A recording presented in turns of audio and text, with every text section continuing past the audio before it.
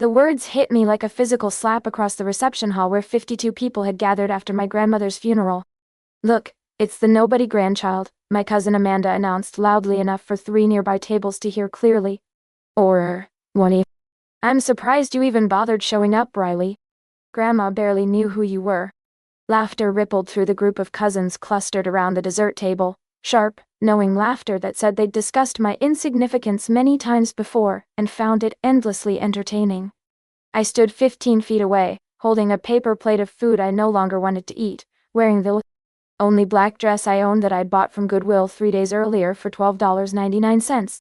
What they didn't know, what none of them could have imagined, was that in exactly 30 minutes, Notary David Martinez would break the seal on a letter Grandma had left with explicit instructions to be read aloud at her funeral reception.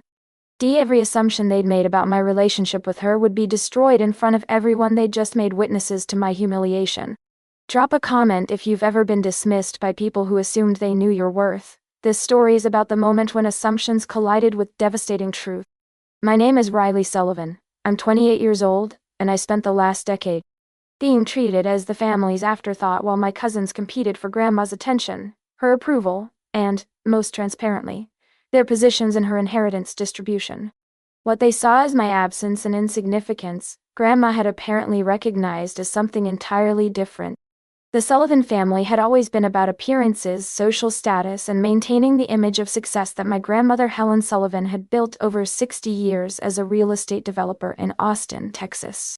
Grandma had started with nothing in 1965, a high school diploma, and $500 in savings, and built Sullivan Properties into a company that now owned 43 commercial buildings across 3 states and generated approximately $8 million in annual revenue. Her success story was legendary within our family. Young widow with 2 small children, working 3 jobs while learning real estate at night, buying her first rental property with money saved from selling her wedding ring, and slowly building an empire that made her one of the most successful female developers in Texas. This legacy had shaped everything about how our family functioned. Grandma's approval was currency. Her attention was status. Her praise was proof of worth. And her inheritance, estimated at $15 once you factored in property holdings, business equity, and investment accounts, was the prize that motivated family behavior for 3 decades. My mother, Jessica, 56, was Grandma's younger daughter and had spent her entire adult life trying to prove herself worthy of maternal approval that always felt conditional and just out of reach. She'd married my father Robert when she was 23, had me at 28, and then watched her marriage dissolve when I was 4 years old after Dad's gambling addiction had destroyed their finances and his reliability as a partner. The divorce had been messy, expensive, and socially humiliating for my mother, exactly the kind of failure that Grandma viewed as evidence of poor judgment and character weakness. Mom had been forced to declare bankruptcy to escape Dad's gambling debts, lost the house they purchased together, and spent the next 5 years rebuilding her life from scratch while raising me alone. During those years, Grandma had been financially generous but emotionally distant. She'd paid for my childcare so Mom could work, covered medical expenses when our insurance lapsed, and provided occasional cash when bills were overwhelming. But every dollar came with commentary about Mom's poor choices, her inability to choose appropriate partners, and her general failure to demonstrate the Sullivan family's expected success trajectory. My Aunt Caroline, Mom's older sister, had followed a much more approved path. She'd married well at 25 to an investment banker named Gregory, produced 3 children in rapid succession, and never worked outside the home, a choice Grandma respected as proper family prioritization despite having built her own career and fortune through exactly the opposite approach. Caroline's children, my cousins Amanda, 32, Christopher, 30, and Melissa, 28, had been raised with every advantage. Private schools. Expensive. Extracurriculars. Family vacations to European destinations. College tuition is fully paid. Down payments for their first homes. Seed money for business ventures. They'd grown up wealthy, connected, and convinced that their privileged upbringing was the natural result of their family's superior values, rather than the luck of being born to parents whose marriage met Grandma's approval. Meanwhile, Mom and I had lived modestly in a small apartment until I was 12, then in a starter home Mom had managed to purchase after years of saving and credit repair. We'd shopped at discount stores, taken stays instead of vacations, and made do with public schools and scholarships instead of private education and family funding. The economic gap between my cousin's lifestyle and my own had been stark and consistent throughout our childhood. But more painful than the financial disparity was the emotional hierarchy that Grandma maintained. A clear ranking system where Amanda, Christopher, and Melissa were the cherished grandchildren whose achievements were celebrated, whose milestones were photographed and displayed, whose presence at family gatherings was required and appreciated. And then there was me, the grandchild from the broken marriage, the one whose existence reminded everyone of Mom's failure to choose an appropriate partner, whose modest achievements couldn't compete with my cousin's expensive accomplishments, whose presence at family gatherings was tolerated but not particularly valued. Hit that like button if you've ever been the family member whose existence reminded everyone of someone else's mistakes. You need to hear what Grandma really thought. The hierarchy had been reinforced constantly through Grandma's behavior at family gatherings, holiday celebrations, and the milestone events that punctuated our childhood and adolescence. When Amanda graduated from high school, Grandma had thrown a party for 100 people at her country club, gifted her a new car, and made a speech about the Sullivan family's tradition of excellence. When I graduated valedictorian from my public high school, Grandma had sent a congratulatory card with a $50 check and a note saying well done. When Christopher had gotten accepted to University of Texas, Grandma had celebrated with a family dinner at Austin's most expensive restaurant, and committed to covering his full tuition plus living expenses. When I had received a full academic scholarship to the same university, earning through merit what Christopher received through family funding, Grandma had said, "That's nice, dear," and immediately pivoted to discussing Melissa's upcoming birthday party. The pattern had continued throughout our 20s. My cousin's career milestones, relationship developments, and personal achievements received enthusiastic family recognition and often financial support. My own accomplishments, graduating summa cum laude with a degree in social work, landing a job at a nonprofit serving homeless youth, completing my master's degree while working full-time, were acknowledged politely but minimally, as if they were pleasant surprises rather than significant achievements. Riley's doing her charity work became Grandma's standard description of my career, her tone suggesting that social work was a hobby rather than a profession requiring education, expertise, and daily confrontation with problems most people preferred to ignore.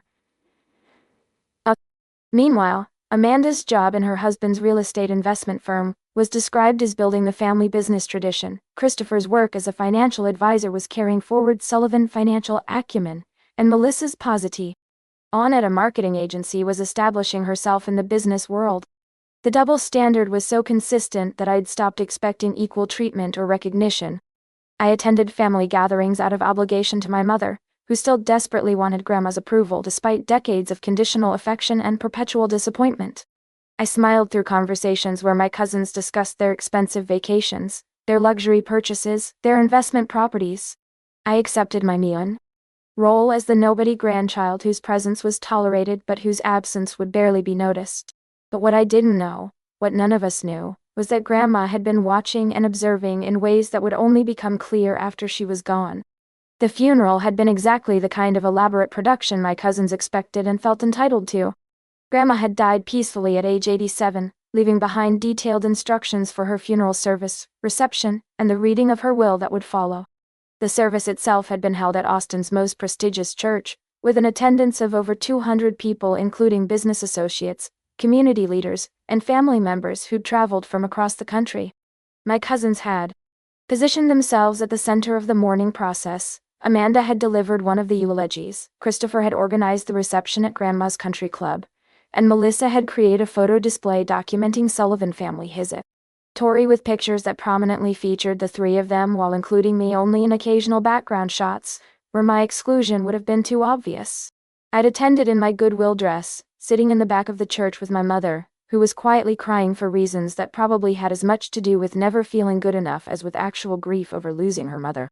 We'd driven to the reception together, helped ourselves to food from the elaborate buffet my cousins had ordered, and found seats at a table near the back where we wouldn't be in anyone's way. That's when Amanda had noticed me standing near the dessert table, and decided that Grandma's funeral reception was the appropriate venue for publicly reminding me of my place in the family hierarchy. Look, it's nobody's grandchild. I'm surprised you even bothered showing up, Riley. Grandma barely knew who you were. The other cousins had laughed, Christopher with a smirk that suggested he'd made similar jokes privately, Melissa with the kind of performative amusement that comes from someone who lacks the confidence to disagree with group consensus. Several other relatives had glanced over with expressions mixing discomfort and agreement, as if they'd also noticed my relative insignificance but were too polite to say so out loud. Riley barely visited, Amanda had continued, warming to her subject with an audience that wasn't stopping her. What, like twice a year? Meanwhile, Christopher was there every Sunday helping with her business affairs. But sure, show up now that she's dead and pretend you cared. Comment watching if you believe the cruelest people are often the most observed. Every word was being recorded. The mockery had continued for several more minutes, with Amanda cataloging my various failures as a grandchild, my infrequent visits to Grandma's house, my absence from family business discussions, my modest lifestyle that couldn't compare to my cousin's success, my career choice that wasn't building wealth or status. Each criticism had been delivered with the confidence of someone who'd never questioned whether her own relationship with Grandma was transactional rather than genuine. I'd stood there taking it, not because I couldn't respond but because defending myself to people who'd already decided I didn't matter felt pointless. My mother had looked like she wanted to say something but couldn't find the courage to confront her niece, in front of an audience that seemed to agree with Amanda's assessment. But then Notary David Martinez had approached the front of the reception hall and tapped a microphone to get everyone's attention. "Excuse me, everyone. I know this is an emotional day, but I need to fulfill an obligation, Mrs. Sullivan." Left with my office, she instructed me to read a sealed letter aloud during her funeral reception, and she was very specific that this letter should be read in front of all family members and close friends who attended the service. The room had quieted immediately. Grandma's instructions always carried authority, even after her death. David had been her notary for over 20 years, and his presence at the funeral with official documents suggested something significant was about to be disclosed. He withdrew a thick cream-colored envelope from his briefcase, the kind of expensive stationery Grandma had used for important correspondence. The envelope was sealed with red wax bearing Grandma's monogram, and to be read at my funeral reception was written across the front in her distinctive handwriting. "Mrs. Y. Sullivan dictated this letter to me 6 months ago, and asked that it be sealed and held until after her death. She wanted her words read exactly as she spoke them, in front of everyone who came to pay their respects." David carefully broke the wax seal and unfolded several pages of paper covered in typed text, Grandma's words transcribed from a dictation session none of us had known about. "If you're hearing this," David began reading, "then I've died and you've all gathered to mourn me, celebrate me, or, in some cases, calculate what you might inherit from me. I've been watching all of you for years, taking notes on character, observing who loved me and who loved what I could provide. This letter is my final accounting of what I observed." The room had gone completely silent. This wasn't standard funeral sentiment, this was something else entirely. Amanda's confident expression had started to falter. Christopher had stopped smiling. Melissa looked confused, as if she couldn't quite process what was happening. David continued reading, his voice steady and clear. "To my granddaughter Amanda, you visited me every Sunday for the past 5 years and I appreciated your presence. But I noticed you only visited after I'd mentioned updating my will in 2018. Before that, you came maybe 6 times a year. Your sudden devotion coincided perfectly with your awareness of my wealth distribution plans. You helped with my business affairs, but primarily you positioned yourself to inherit Sullivan properties by demonstrating competence you'd never bothered to develop before inheritance became relevant." Amanda's face had drained of color. The room was absolutely silent except for David's voice reading Grandma's words that were destroying years of carefully constructed family narratives. "Christopher, you called yourself my financial advisor and claimed to be protecting my investments. But I had actual financial advisors, professionals I paid for expertise rather than grandsons who wanted to insert themselves into my business dealings to establish their claim to inheritance. You attended family gatherings consistently, but you never asked about my life, my memories, my thoughts on anything that didn't relate to property management or investment returns." Christopher had gone rigid, his face cycling through shock, anger, and humiliation as Grandma's assessment of his motivations was read aloud to 52 witnesses. Melissa, you created beautiful photo displays of our family, documenting decades of Sullivan history. But I noticed whose pictures appeared most frequently. Yours, your siblings, your parents. And I noticed who was systematically excluded or relegated to background shots. My younger daughter Jessica, and her daughter Riley. You curated family history to emphasize your own centrality while erasing the family members, whose existence reminded everyone of Jessica's failed marriage and modest success. Melissa had started crying silently, overwhelmed by having her photo editing decisions exposed as deliberate erasure rather than innocent curation. The room remained frozen, everyone processing Grandma's words and the implications of what was being revealed. But David wasn't finished reading. Tech truth, if you're ready for the complete reversal, this is where everything changes forever. Now let me talk about Riley. David continued, and I felt my stomach drop as every eye in the room turned toward me. Riley visited me less frequently than her cousins, it's true. She came maybe once a month, sometimes less, depending on her work schedule at the nonprofit where she counsels homeless teenagers. Her visits were always brief, usually an hour, maybe two. I could feel Amanda's satisfaction radiating across the room. This was confirming her assessment that I'd been the negligent grandchild who barely knew Grandma. But here's what Riley's cousins didn't know, because they never bothered to look beyond surface appearances. Riley called me every single Tuesday evening at 7 p.m. for the past 12 years. Every Tuesday without fail, since she was 16 years old. We talked for 30 to 45 minutes about everything: her work with homeless youth, my memories of building Sullivan properties, current events, books we were reading, her mother's struggles, my observations about family dynamics. His silence in the room had shifted from uncomfortable to stunned. 12 years of weekly phone calls that none of them had known about. Those Tuesday phone calls represented over 600 hours of conversation, more time than Amanda, Christopher, and Melissa combined spent actually talking with me rather than at me about their own lives. Riley asked questions about my history, my decisions, my regrets. She remembered stories I'd told her years earlier, and referenced them in later conversations. She treated me like a person with thoughts and experiences worth understanding rather than a wealthy grandmother, whose approval they needed to secure. My mother had grabbed my hand under the table, squeezing so tightly it hurt. I could see tears streaming down her face, tears of vindication, relief, maybe even pride. Riley also didn't know that I established a trust fund for her when she graduated high school. I'd watched her mother struggle after the divorce, seen how the family treated them as lesser because of Robert's failures, noticed how Jessica internalized that rejection and how it affected Riley's sense of belonging. I put $100,000 into a trust that has been growing for 12 years, and I added to it annually based on my assessment of Riley's character development. $100,000, growing for 12 years with annual additions. The amount would be substantial, likely several $100,000 given Grandma's investment acumen. I added money to Riley's trust every time I observed character traits I valued, when she chose social work instead of a more lucrative career because she wanted to help people. When she completed her master's degree while working full-time instead of asking family for support. When she bought her mother a Mother's Day gift, I knew cost. More than she could easily afford. When she showed up to family gatherings despite being treated as an afterthought. When she called every Tuesday evening for 12 years regardless of whether anyone acknowledged her consistency. The room was completely silent now except for someone's quiet crying. I thought it might be Melissa, but I couldn't look away. From David to check. The trust fund I established for Riley now holds approximately $847,000.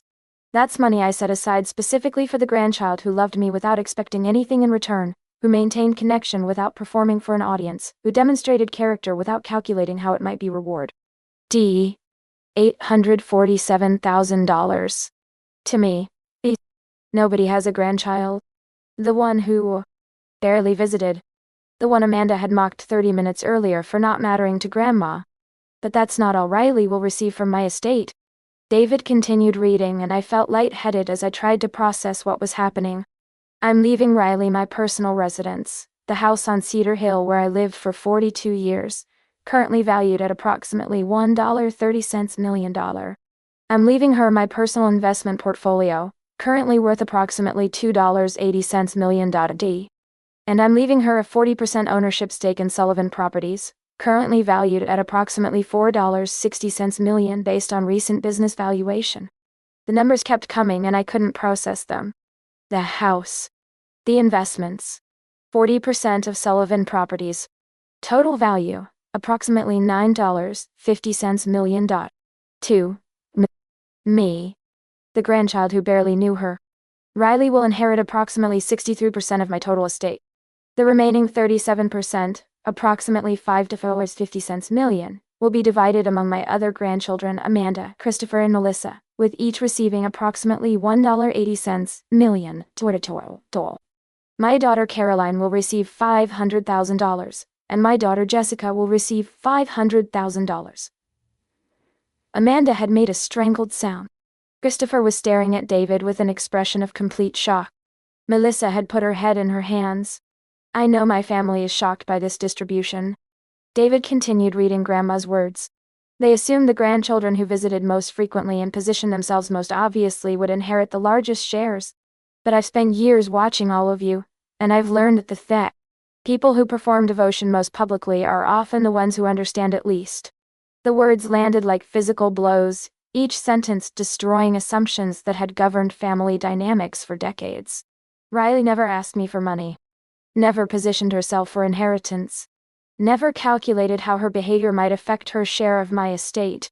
She just loved me consistently, quietly, without audience or expectation. That's the kind of love that actually matters, the kind that exists whether anyone's watching or not. Drop consistent if you believe the best relationships are the ones that exist without an audience. Grandma saw everything that happened. The silence. David had continued reading for another 10 minutes, with Grandma explaining her reasoning for various bequests. Observations about family character over the years, her disappointment in children and grandchildren who'd become fixated on her wealth rather than her person. But the core message had already been delivered. The nobody grandchild who barely visited was actually the most devoted grandchild who'd maintained the most genuine relationship. When David finally finished reading and carefully folded the letter back into its envelope, the silence in the room was absolute. 52 people processed revelations that shattered decades of assumptions about family hierarchy, devotion, and who had actually mattered most to the woman they'd all been mourning. Amanda was the first to leave. She stood abruptly, knocking her chair backward, and walked out of the reception hall without speaking to anyone. Christopher and Melissa had followed shortly after, their faces showing the kind of shock that comes from discovering your entire understanding of reality was wrong. My Aunt Caroline had approached me hesitantly, her face showing confusion and something that might have been grudging respect. Riley, I had no idea you were so close with Mom. She never mentioned your phone calls. She didn't mention them because they weren't for anyone else, I replied quietly. They were just for us. The aftermath of Grandma's letter reading transformed my life in ways both practical and emotional. The $847,000 trust fund provided financial security I'd never imagined. The $1.30 million house on Cedar Hill needed some updating, but was in a beautiful neighborhood and gave me space I'd never expected to have. The $2.80 million investment portfolio generated enough income that I could reduce my hours at the nonprofit and still maintain a comfortable lifestyle. But the 40% stake in Sullivan Properties was the inheritance that carried the most complicated implications. Amanda, Christopher, and Melissa had each received approximately 20% ownership in their grandmother's business, assuming that combined 60% stake would give them control over company decisions. But my 40% stake was the largest single block of ownership, which meant I had effective veto power over major business decisions and substantial influence over company direction. The cousins who'd called me the nobody grandchild now had to collaborate with me on business decisions affecting a company worth approximately $11.50 million. The power dynamic had shifted so dramatically that our first board meeting, held 6 weeks after the funeral, was the most uncomfortable professional interaction I'd ever experienced. Amanda had been professional but cold, addressing me by my title as partial owner rather than my name. Christopher had avoided eye contact and directed all his comments to the family attorney rather than acknowledging me directly. Melissa had tried to build bridges, suggesting we should put the past behind us and work together as family, but her overtures felt desperate rather than genuine. The most significant change wasn't the money or the property or even the business ownership. It was the shift in how family members treated me once they understood that Grandma's quiet observations had mattered more than their public performances. My mother, who'd spent 56 years trying to earn her mother's approval, and never quite feeling like she succeeded. Divorce, her dedication to raising a daughter despite financial struggles. The $500,000 inheritance wasn't the largest amount, but it came with words acknowledging her strength in ways Grandma had never expressed while living. Jessica has been the stronger of my two daughters, the letter had said, though I failed to tell her that while I was alive. She faced crushing failure and rebuilt her life without asking for the kind of financial rescue Caroline would have expected. She raised Riley to be a woman of character despite having minimal family support. I'm leaving her $500,000, with the acknowledgement that I should have told her I was proud of her resilience decades ago. Mom had cried for 3 days after reading those words, not from grief but from relief that she'd finally received the maternal recognition she'd spent her adult life pursuing. Comment validation: if you understand that sometimes the most meaningful inheritances come with words, Grandma's letter gave us both something more valuable than money. 6 months after the funeral, I'd reduced my hours at the homeless youth nonprofit from full-time to part-time, allowing me to maintain connection to work I loved, while having time and resources to expand my impact through other means.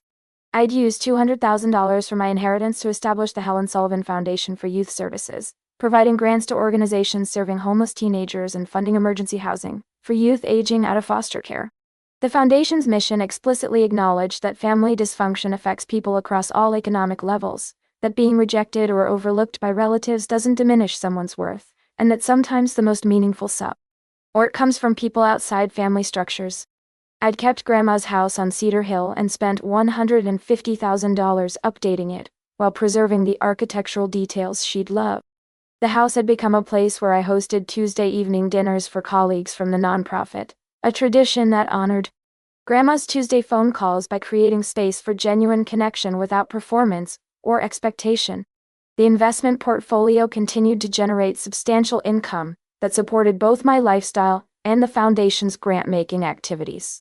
I'd worked with financial advisors to ensure the investments aligned with values Grandma had expressed during our Tuesday calls, supporting companies focused on affordable housing, workforce development, and economic opportunity for people recovering from setbacks. But the most meaningful outcome of Grandma's letter wasn't the money or the property. It was the validation that our relationship had been as significant to her as it was to me. For 12 years I'd called every Tuesday evening, not because I expected inheritance or recognition, but because I genuinely enjoyed talking with Grandma about her memories, her perspectives, her observations about family and life. Those conversations had been private and unwitnessed. No one knew about them except Grandma and me. They'd generated no social recognition, no family acknowledgement, no evidence that I was performing devotion appropriately. But Grandma had been keeping score in ways none of us understood. She'd been observing who maintained genuine relationships and who performed for audiences that included her attorney. She'd been taking notes on character development over years, rather than making judgments based on individual interactions. And when she'd made her final decisions about wealth distribution, she'd rewarded consistency over performance, genuine connection over strategic positioning, and character demonstrated without expectation of reward. My cousins had spent years visiting frequently, positioning themselves obviously, and calculating how their behavior might affect inheritance distribution. They'd perform devotion for an audience that included family members who might report back to Grandma about their attentiveness. But they'd never developed the kind of genuine relationship that exists in private moments without witnesses. They'd never called just to talk. They'd never asked questions about Grandma's life that didn't relate to business or inheritance. They'd never maintained connection without calculating how it might benefit them. Grandma had watched them perform for years while comparing their behavior to my own quiet consistency. And she'd made decisions about wealth distribution that reflected her assessment of actual character, rather than performed devotion. Type earned: if you believe the lie. Best inheritances go to people who loved without expectation. This is the lesson that changed everything. 2 years after the funeral, Sullivan Properties had grown under new management that emphasized affordable housing development and community impact alongside traditional profit maximization. My 40% ownership stake gave me substantial influence over company direction, and I'd used that influence to redirect some projects toward mixed-income housing that served populations typically excluded from real estate development opportunities. Amanda had initially resisted these changes, arguing that community impact initiatives would reduce profit margins and deviate from the traditional Sullivan Properties business model. But her 20% ownership stake couldn't override my voting rights, and Christopher and Melissa had both recognized that diversifying the company's mission actually strengthened its market position and public reputation. Within 18 months, Sullivan Properties had received recognition from city government and nonprofit organizations for innovative approaches to affordable housing development. The company's revenue had actually increased despite, or perhaps because of, the mission diversification, as municipalities and nonprofit partners sought out developers willing to address housing accessibility alongside profit maximization. Amanda had gradually adjusted to the new reality where the nobody grandchild had become the primary decision-maker for the family business.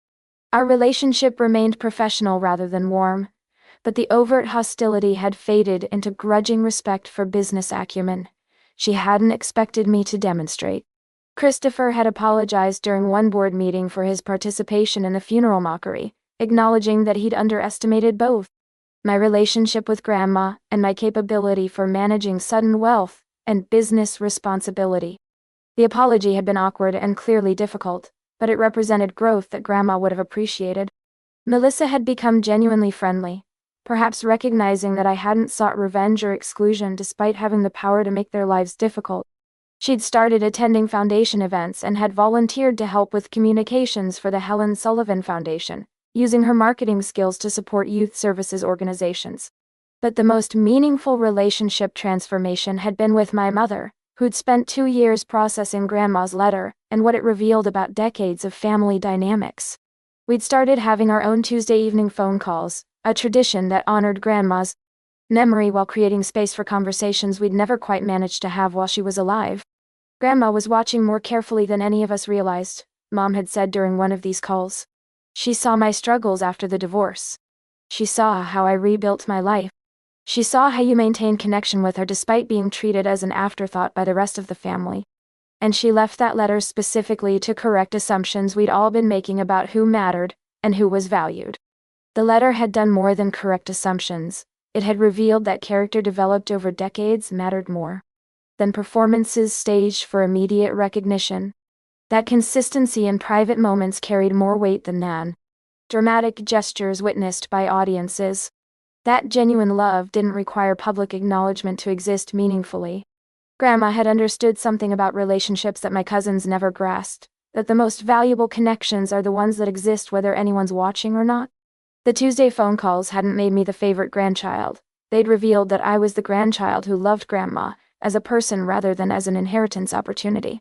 And she'd made sure her final letter acknowledged that distinction in front of everyone who'd ever dismissed me as the nobody grandchild, who barely knew her.